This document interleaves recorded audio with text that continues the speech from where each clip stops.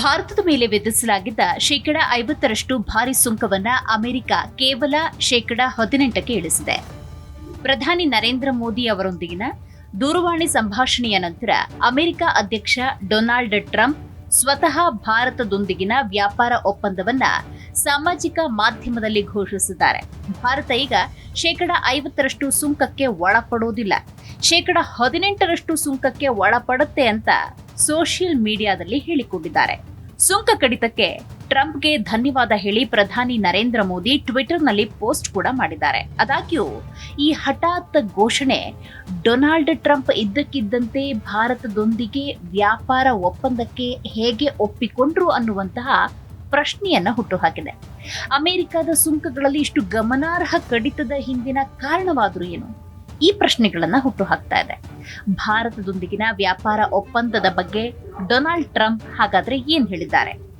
ಭಾರತದೊಂದಿಗಿನ ವ್ಯಾಪಾರ ಒಪ್ಪಂದವನ್ನ ಅಂತಿಮಗೊಳಿಸುವುದಾಗಿ ಘೋಷಿಸಿದ ಟ್ರಂಪ್, ಭಾರತದ ಪ್ರಧಾನಿ ನರೇಂದ್ರ ಮೋದಿ ಅವರೊಂದಿಗೆ ಮಾತನಾಡುವುದು ಗೌರವದ ಸಂಗತಿ. ಅವರು ನನ್ನ ಆಪ್ತ ಸ್ನೇಹಿತರಲ್ಲಿ ಒಬ್ಬರು ಮತ್ತು ಅವರು ದೇಶದಲ್ಲಿ ಪ್ರಬಲ ಮತ್ತು ಗೌರವಾನ್ವಿತ ನಾಯಕ ಅಂತ ಹೇಳ್ಕೊಂಡಿದ್ದಾರೆ.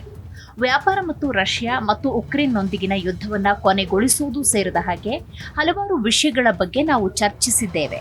ಅವರು ರಷ್ಯಾದ ತೈಲ ಖರೀದಿಯನ್ನ ನಿಲ್ಲಿಸಲು ಮತ್ತು ಅಮೆರಿಕಾದಿಂದ ಮತ್ತು ಬಹುಶಃ ವೆನೆಜುವೆಲಾದಿಂದ ಹೆಚ್ಚಿನ ತೈಲವನ್ನ ಖರೀದಿಸಲು ಒಪ್ಪಿಕೊಂಡಿದ್ದಾರೆ. ಇದು ಪ್ರತಿ ವಾರ ಸಾವಿರಾರು ಜನರನ್ನ ಕೊಲ್ತಾ ಇರುವ ಉಕ್ರೇನ್ನಲ್ಲಿ ಯುದ್ಧವನ್ನ ಕೊನೆಗೊಳಿಸಲು ಸಹಾಯ ಮಾಡುತ್ತೆ. ಭಾರತದೊಂದಿಗಿನ ನಮ್ಮ ಅದ್ಭುತ ಸಂಬಂಧ ಭವಿಷ್ಯದಲ್ಲಿ ಇನ್ನೂ ಬಲಗೊಳ್ಳುತ್ತೆ ಅಂತ ಟ್ರಂಪ್ ಹೇಳಿಕೊಂಡಿದ್ದಾರೆ.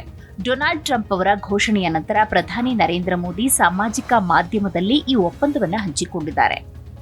ಇಂದು ನನ್ನ ಆತ್ಮೀಯ ಸ್ನೇಹಿತ ಅಧ್ಯಕ್ಷ ಡೊನಾಲ್ಡ್ ಟ್ರಂಪ್ ಅವರೊಂದಿಗೆ ಮಾತನಾಡಿ ಸಂತೋಷವಾಯಿತು.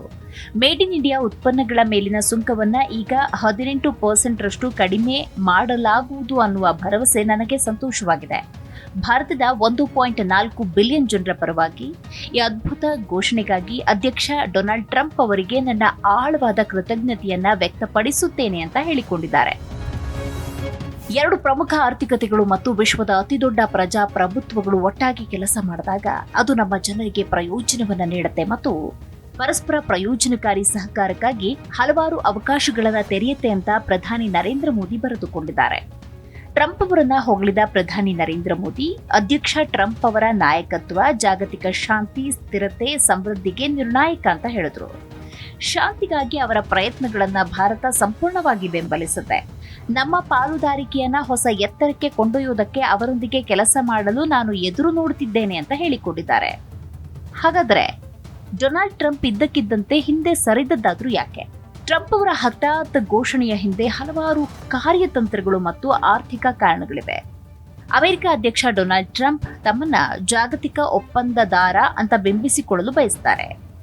ಭಾರತದಂತಹ ವೇಗವಾಗಿ ಬೆಳೀತಾ ಇರುವ ಆರ್ಥಿಕತೆಯೊಂದಿಗೆ ದೊಡ್ಡ ವ್ಯಾಪಾರ ಒಪ್ಪಂದ ಅವರಿಗೆ ರಾಜಕೀಯವಾಗಿ ಮತ್ತು ಆರ್ಥಿಕವಾಗಿ ಪ್ರಯೋಜನಕಾರಿ.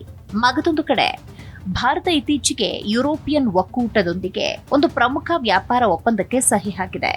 ಇದರಲ್ಲಿ ಅದರ ಶೇಕಡಾ 96ಕ್ಕಿಂತ ಹೆಚ್ಚು ಉತ್ಪನ್ನಗಳ ಮೇಲಿನ ಸುಂಕಗಳ ಕಡಿತ ಅಥವಾ ನಿರ್ಮೂಲನೆ ಸೇರಿಕೊಂಡಿದೆ. ಈ ಒಪ್ಪಂದ ಅಮೆರಿಕ ಕಂಪನಿಗಳು ಹಿಂದೆ ಉಳಿಯದಂತೆ ನೋಡಿಕೊಳ್ಳಲು ಸ್ಪರ್ಧಾತ್ಮಕ ನಿಯಮಗಳ ಮೇಲೆ ಭಾರತದೊಂದಿಗೆ ಮಾತುಕತೆ ನಡೆಸುವುದಕ್ಕೆ ಅಮೆರಿಕದ ಮೇಲೆ ಒತ್ತಡವನ್ನ ಹೆಚ್ಚಿಸಿದೆ ಅಂತ ವ್ಯಾಪಾರ ತಜ್ಞರು ನಂಬುತ್ತಾರೆ. ಇದರ ಪರಿಣಾಮವಾಗಿ ಭಾರತದೊಂದಿಗಿನ ಈ ಹೊಸ ಒಪ್ಪಂದ ಅಮೆರಿಕದ ರಫ್ತುಗಳನ್ನು ಹೆಚ್ಚಿಸುತ್ತೆ ಮತ್ತು ರಷ್ಯಾದ ಆದಾಯವನ್ನ ಕಡಿಮೆ ಮಾಡುತ್ತೆ.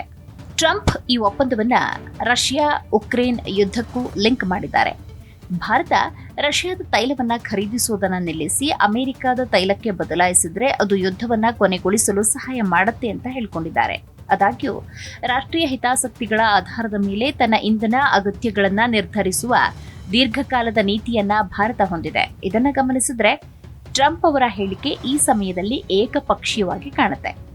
ಯುಎಸ್ ಭಾರತ ಒಪ್ಪಂದವನ್ನ ವಾಸ್ತವವಾಗಿ ಜಾರಿಗೆ ತಂದ್ರೆ ಅದರ ರಚನೆ ಭಾರತ EU ಒಪ್ಪಂದಕ್ಕೆ ಹೋಲುತ್ತೆ ಅಂತ ವ್ಯಾಪಾರ ತಜ್ಞರು ಹೇಳ್ತಾರೆ. ಇದರರ್ಥ ಹೆಚ್ಚಿನ ಉತ್ಪನ್ನ ವರ್ಗಗಳಲ್ಲಿ ಸುಂಕಗಳನ್ನು ಕಡಿಮೆ ಮಾಡುವುದು, ಸೂಕ್ಷ್ಮ ಕೃಷಿ ಉತ್ಪನ್ನಗಳನ್ನು ಹೊರತುಪಡಿಸಿ ಅಂತಾರಾಷ್ಟ್ರೀಯ ವ್ಯಾಪಾರ ನಿಯಮಗಳ ಅಡಿಯಲ್ಲಿ ಭಾರತ EUಗೆ ನೀಡಲಾದ ರಿಯಾಯಿತಿಗಳಿಗೆ ಸಮಾನವಾದ ರಿಯಾಯಿತಿಗಳನ್ನು USಗೆ ನೀಡಬೇಕಾಗಬಹುದು. ಹಾಗಾದ್ರೆ ಈ ಒಪ್ಪಂದದ ಬಗ್ಗೆ ಏನು ಸ್ಪಷ್ಟವಾಗಿದೆ, ಏನು ಅಸ್ಪಷ್ಟ, ಇದರ ಬಗ್ಗೆ ನೋಡೋದಾದ್ರೆ ಇಲ್ಲಿಯವರೆಗೆ ಸ್ಪಷ್ಟವಾಗಿರುವ ಪ್ರಮುಖ ವಿಷಯ ಅಂದ್ರೆ ಯುಎಸ್ ಸುಂಕಗಳನ್ನ 25% ನಿಂದ 18%ಗೆ ಇಳಿಸಲಾಗಿದೆ. ಆದಾಗ್ಯೂ ಟ್ರಂಪ್ ಈ ಬಗ್ಗೆ ಹಲವಾರು ಇತರ ದಿಟ್ಟ ಹೇಳಿಕೆಗಳನ್ನು ಕೊಟ್ಟಿದ್ದಾರೆ. ಭಾರತ ಯುಎಸ್ ಉತ್ಪನ್ನಗಳ ಮೇಲಿನ ತನ್ನ ಸುಂಕಗಳು ಮತ್ತು ಸುಂಕರಹಿತ ಅಡೆತಡೆಗಳನ್ನ ಶೂನ್ಯಕ್ಕೆ ಇಳಿಸುವುದು. ಭಾರತ ಯುಎಸ್ನಿಂದ $500 ಬಿಲಿಯನ್ ಮೌಲ್ಯದ ಇಂಧನ, ತಂತ್ರಜ್ಞಾನ, ಕೃಷಿ ಮತ್ತು ಇತರ ಉತ್ಪನ್ನಗಳನ್ನು ಖರೀದಿಸುತ್ತೆ. ಭಾರತವು ರಷ್ಯಾದಿಂದ ತೈಲ ಖರೀದಿಸುವುದನ್ನು ನಿಲ್ಲಿಸುತ್ತೆ. ಯುಎಸ್ ಮತ್ತು ಬಹುಶಃ ವೆನೆಜುವೆಲಾದಿಂದ ತೈಲವನ್ನ ಖರೀದಿಸುತ್ತೆ. ಭಾರತ ಸರ್ಕಾರ ಇನ್ನು ಅಧಿಕೃತವಾಗಿ ಈ ಹಕ್ಕುಗಳನ್ನು ದೃಢಪಡಿಸಿಲ್ಲ. ಪ್ರಧಾನಿ ನರೇಂದ್ರ ಮೋದಿ ಅವರ ಹೇಳಿಕೆ ರಷ್ಯಾದ ತೈಲವನ್ನ ಉಲ್ಲೇಖಿಸಿಲ್ಲ ಅಥವಾ $500 ಬಿಲಿಯನ್ ಖರೀದಿ ಅಥವಾ ಶೂನ್ಯ ಸುಂಕಗಳನ್ನ ಉಲ್ಲೇಖಿಸಿಲ್ಲ. ಒಟ್ಟಾರೆ ಸುಂಕಗಳನ್ನು ಕಡಿಮೆ ಮಾಡುವ ಟ್ರಂಪ್ ಅವರ ಹಠಾತ್ ನಿರ್ಧಾರವನ್ನ ಭಾರತದ ಬೆಳೆಯುತ್ತಿರುವ ಆರ್ಥಿಕ ಶಕ್ತಿ, EU ಜೊತೆಗಿನ ಒಪ್ಪಂದ, US ದೇಶೀಯ ರಾಜಕೀಯದ ಪರಿಣಾಮವಾಗಿ ಕಾಣಬಹುದು.